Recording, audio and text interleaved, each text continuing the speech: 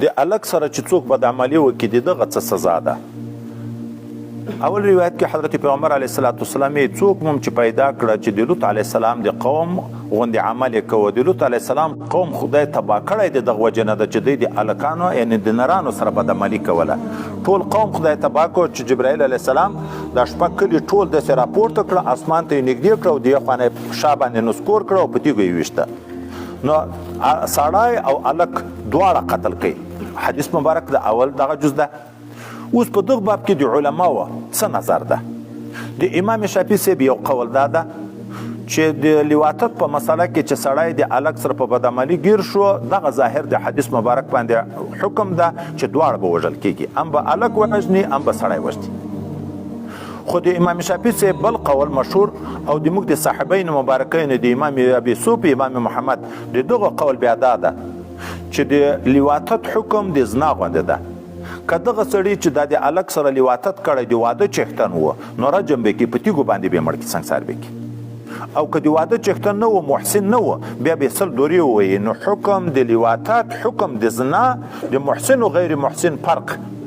که محسن و شادي شده و هغه به رجم کړي، او که غیر شادي شده و هغه به 100 دورې ووایي.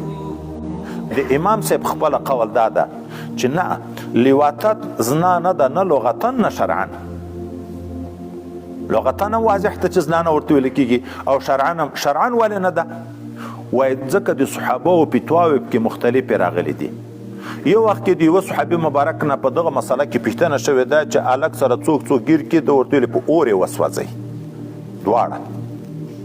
بل وخت کې د بل صحابي مبارک نه پوښتنه شوې ده چې د الک سره څوک ګیر شي، ده ورته ویلې د دیوال لاندې څمله ویه، دیوال په راړنګ کوي چې د دیوالو لاندې مړه شي دواړه.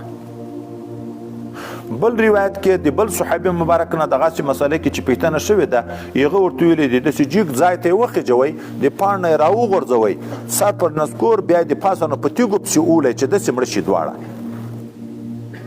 اوس دا د هر صحابي ځان ته فتوا ورکول دلیل د دې ده چې حکم د زنا نه ده.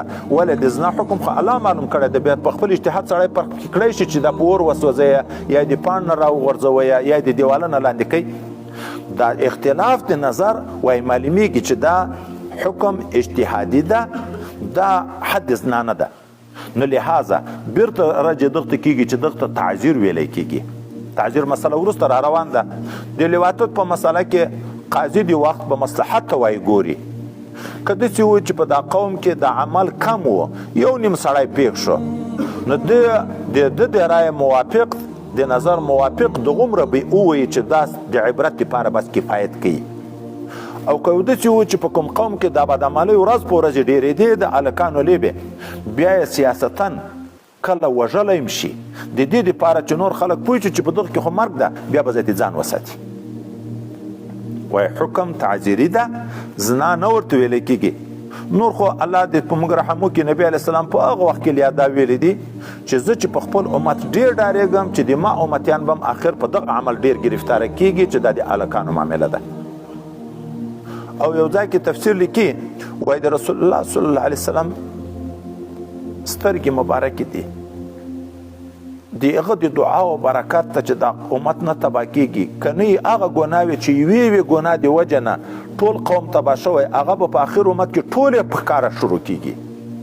د شعیب علیه السلام قوم په ټول کې نقصان کوه، د یوه ټول د وجه نه چې په ټول کې پردی حق ضایع کوه، نقصان یې کوه، خدای ټول تباه کړه. د لوط علیه السلام قوم د هلکانو د معاملې د وجه نه خدای پاک ټول تباه کړه.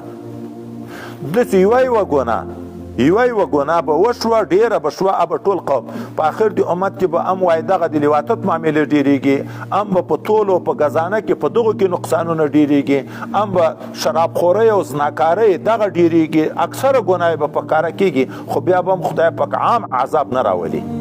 دا وایي د رسول الله صلی الله علیه وسلم د دعا او برکت ده. نور نو خدا معنا خو نه دي چې جائز دي، الله خدای هم دې وساتي، الله خو ناراضه کېږي، او قیامت چې راځي په داسې خلکو باندې راځي چې الله تعالی تر ناراضه وي.